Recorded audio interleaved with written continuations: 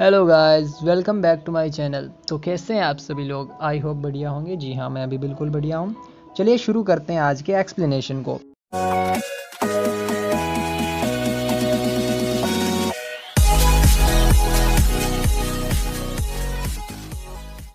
Last episode में दिशा के सैनिक लियन को पकड़ने वाले होते हैं, तभी यांगजिन वहां आकर उसे बचा लेता है। लियन उसे देख बहुत खुश होती है। वो यांगजिन के वहां आने का कारण पूछती है, जिस पर यांगजिन कहता है कि मैंने यूएनजी के सैनिकों को स्ट्रॉन्ग होल्ड की तरफ आते देखा था, इसलिए उनका पीछा करते मैं भी यहाँ आ गया।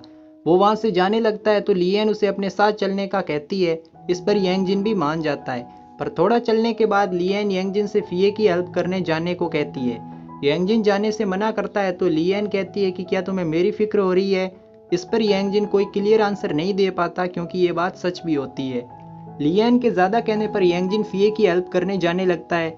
लियन उसे अपना ख्याल रखने को कहती है। इस बात को सुनकर यांगजिन खुश हो जाता है, पर थोड़े टाइम बाद वो खुद कंफ्यूज हो जाता है कि वो खुश क्यों हो रहा है। लियन लीशेंग का लेटर पोस्ट करने आती है, पर दिशा के सैनिक उसे और पोस्टमैन दोनों को पकड़ लेते हैं। लियन तो वहां से भाग जाती है, पर पोस्टमैन लियन को बचाते हुए मारा जाता है।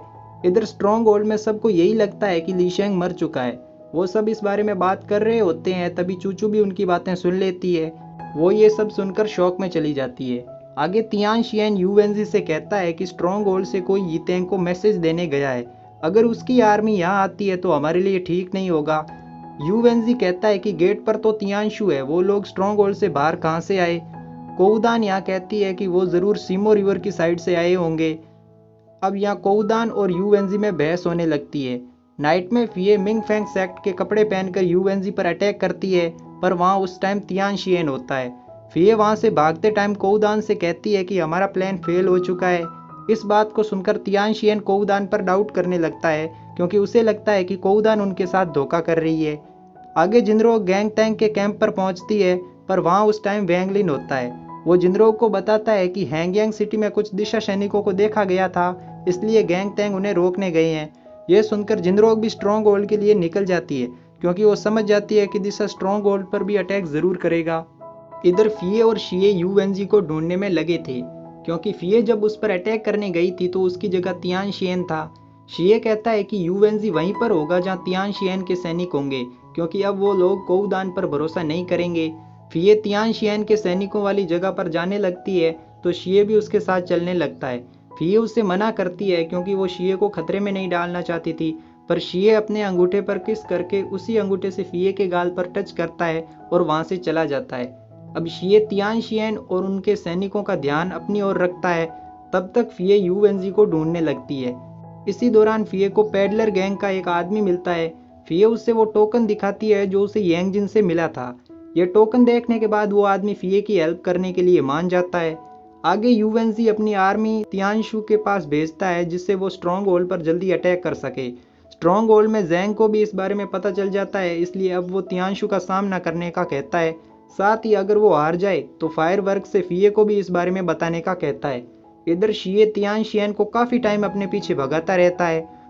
कोउदान यूएनजी से अपने सेक्ट को कायम रखने का कहती है। इस पर यूएनजी कहता है कि क्या तुम्हारी सेक्ट से किसी ने मुझे मारने की कोशिश की थी। कोउदान कहती है कि तुम्हें मेरी लॉयल्टी पर डाउट नहीं करना चाहिए, पर यूएनजी कहता है कि अगर मुझे तुम पर भरोसा होता तो तुम्हारे लोगों को मैं अपने पास से नहीं हटाता। कोउदान के वहां से जाने के बाद फिये यूएनजी पर अटैक कर देती है, लेकिन कोउदान भी तभी वापस आ जाती है। अब कोउदान और फिये में फाइट होने लगती है। इधर शिये तियान शियन को अभी भी अपने पीछे भगा रहा था। अब तियान शियन को भी समझ में आ जाता है कि शिये सिर्फ उनका टाइम वेस्ट कर रहा है, इसलिए वो वापस यूएनजी के पास चला जाता है। फिये को यूएनजी के सैनिकों ने घेर रखा होता है, पर फिये को थोड़ा टाइम भी नहीं लगता उन्हें हराने में। इतने में यांगजिन और शू भी पैडलर गैंग के साथ फिये की हेल्प करने आ जाते हैं। तियान शियन भी वहां आ जाता है, पर तब तक फिये यूएनजी को पकड़ लेती है। फिये यूएनजी के सैनिकों को हथियार फेंकने को कहती है। यूएनजी पहले तो फिये की बात नहीं मानता, पर थोड़ी मार खाने के बाद उसकी भी अकल ठिकाने आ जाती है। अब शिये भी वहां आता है और फिये की तारीफ करता है। यूएनजी के फेस के एक्सप्रेशन फिर से बदल जाते हैं जब वो शिये को देखता है। अभी तक तो सिर्फ इतना समझ में आता है कि यूएनजी शिये से डर रहा है, पर इसका कोई रीजन अभी तक नहीं बताया गया है। इधर दिशा आर्मी अब स्ट्रॉन्ग होल्ड पर अटैक करती है, पर जैंग अभी भी एक वॉल पर चढ़कर तियानशु को रोके हुए था। वहीं लियन अब जिनरोक तक पहुंच जाती है और उसे कोउदान के धोखा देने व तियानशु के स्ट्रॉन्ग होल्ड पर अटैक करने के बारे में बताती है। जिनरोक भी अब जल्दी स्ट्रॉन्ग होल्ड की तरफ निकल जाती है। इधर तियानशु काफ़ी टाइम की फाइट के बाद फाइनली स्ट्रॉन्ग होल्ड में आ जाता है। वो कुछ करे उससे पहले उसे पता लगता है कि यूएनजी पकड़ा जा चुका है, इसलिए वो वापस पीछे हटना ही ठीक समझता है। अब फिये वहाँ यूएनजी को लेकर आती है। तियानशु फिये से यूएनजी को छोड़ने का कहता है, पर फिये मना करती है। मिस्टर मा तियानशु से एक डील करता है जिसमें यूएनजी के बदले कोउदान को स्ट्रॉन्ग होल्ड के हवाले करना होगा। इसी बीच हमें एक फ्लैशबैक दिखाया जाता है जिसमें कोउदान मिस्टर मा को फिये के जरिए ब्लैकमेल करती है। आगे जब फिये यूएनजी को कोउदान के बदले लौटाने लगती है, तभी मिस्टर मा ना चाहते हुए भी फिये पर अटैक करके यूएनजी को भगाने में हेल्प करता है। अब यहाँ इस ड्रामा की पहली सबसे बड़ी फाइट स्टार्ट होती है। फिये मिस्टर मा पर बहुत एंग्री होती है, पर मिस्टर मा उससे सॉरी कहता है। तभी कोउदान भी वहाँ आकर उन पर अटैक करती है। वो मिस्टर मा का गला चीर देती है। अब फिये और उसमें फाइट होने लगती है। फिये अब क्योंकि स्वॉर्ड चलाने में एक्सपर्ट थी, तो वो भी कोउदान का गला वैसे ही काटती है जैसे उसने मिस्टर मा का काटा था। मिस्टर मा फिये से सॉरी कहता है। इसी के साथ अब मिस्टर मा भी मर जाता है। शिये फिये को फाइट करते देख रहा होता है। वो जानता था कि फिये अकेले तियानशु का सामना नहीं कर पाएगी। वो फिये को हारते हुए नहीं देखना चाहता था। अब वो अपनी बॉडी में सोल सीकिंग नीडल लगाता है जिससे उसकी स्किल भी वापस आ सके। तियानशु फिये पर अटैक करता है। वो उसे मारने वाला ही होता है, तभी शिये बीच में आ जाता है। अब शिये अपनी स्किल यूज करता है। पहले तियानशु शिये पर अटैक करता है, पर शिये को वो टच भी नहीं कर पाता। अब शिये सिर्फ एक अटैक में ही तियानशु, तियानशियन और उसकी दिशा आर्मी के कई सैनिकों को दूर फेंक देता है।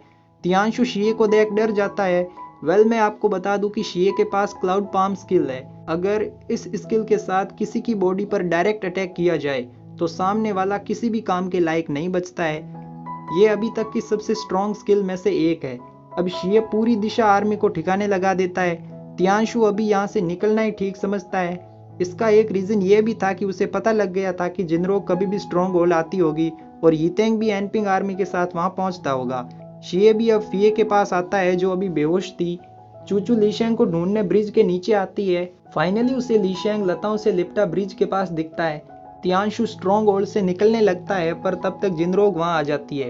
तियानशु तो जिनरोक से फाइट वैसे भी नहीं कर सकता था और अब तो शिये ने उससे काफी इंजर्ड भी कर दिया था। जिनरोक और तियानशु में फाइट होने लगती है। जिनरोक यहाँ तियानशु का आयरन ग्लव्स काट देती है।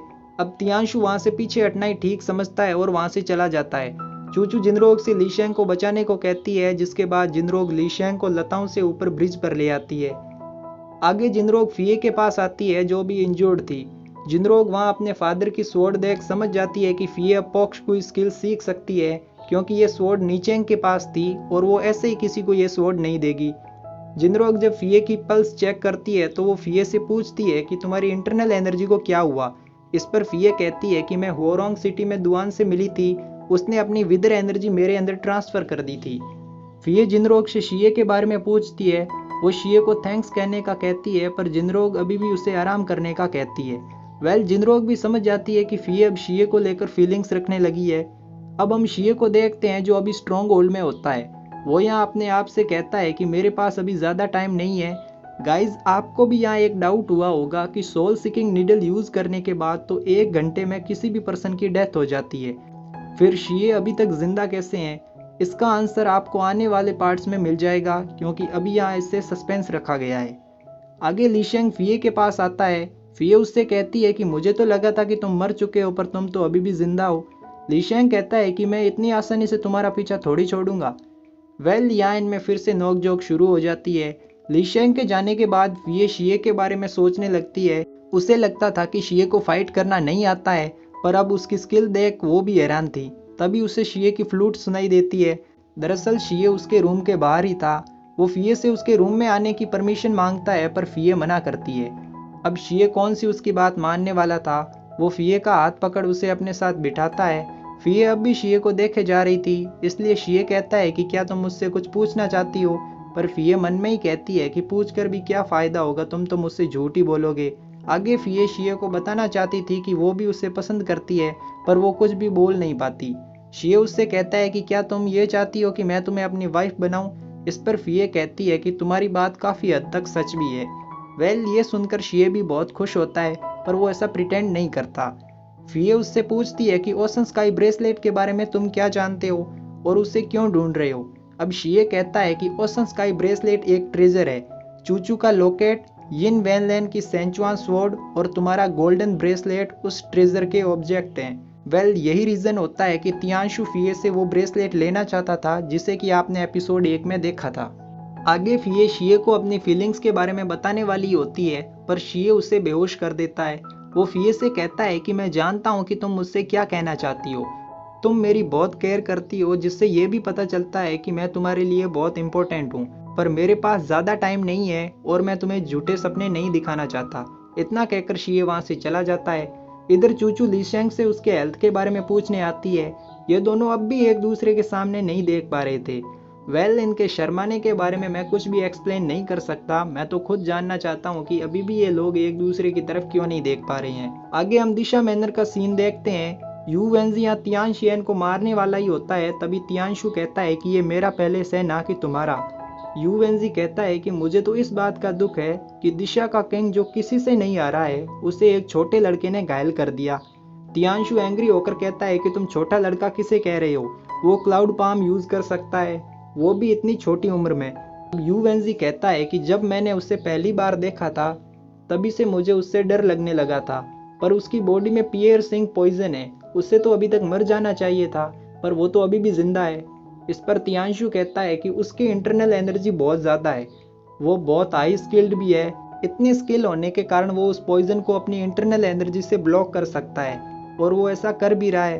पर क्योंकि अब वो क्लाउड पाम यूज कर चुका है तो उसकी इंटरनल एनर्जी थोड़ी कमजोर पड़ चुकी होगी, इस कारण वो पॉइजन अब उसकी बॉडी पर इफेक्ट करने लगेगा।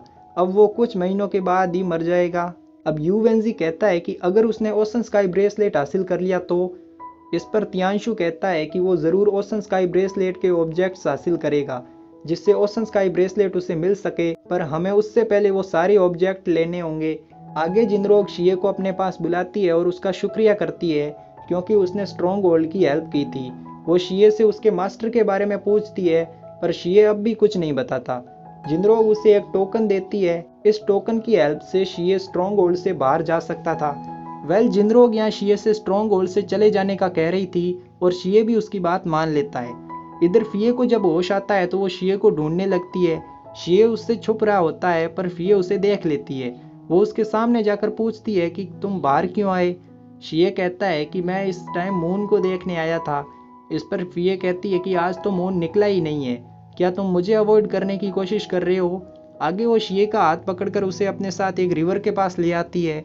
वो शिये से उसके साथ ओशन स्काई ब्रेसलेट ढूंढने का कहती है, पर शिये मना करता है क्योंकि इसमें फिये की जान को खतरा था।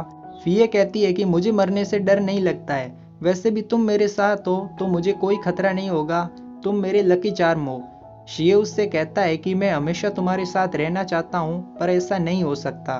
फिये कहती है कि मैंने तुम्हारे लिए एक गिफ्ट तैयार किया है, पर तुम्हें उसके लिए एक दिन और वेट करना होगा।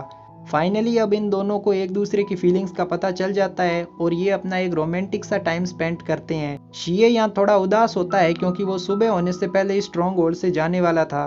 अगली सुबह फिये शिये के रूम के बाहर आकर उसे बुलाने लगती है, पर सामने से कोई रिस्पॉन्स नहीं आता। तभी चूचू वहाँ आती है और फिये को अपने साथ चलने का कहती है। अब हम शिये को देखते हैं जो स्ट्रॉन्ग होल्ड के बाहर आ चुका था। वो एक रिवर के पास बैठकर फ्लूट बजा रहा होता है। इसी के साथ एपिसोड 25 और 26 का एक्सप्लेनेशन यहीं एंड होता है। कुछ लोग मुझसे इस ड्रामा के हिंदी डब्ड एपिसोड अपलोड करने का कह रहे थे, पर मैं आपको बता दूं कि इसकी हिंदी डबिंग अभी तक नहीं हुई है। और हाँ, अगर आपको शिये यानी वैंग यीबो के और भी किसी ड्रामा का एक्सप्लेनेशन चाहिए तो आप कमेंट करके मुझे बता सकते हैं। इसी के साथ मैं ओराइन आपको मिलता हूँ इसके नेक्स्ट एपिसोड में। शिये शिये शोगान।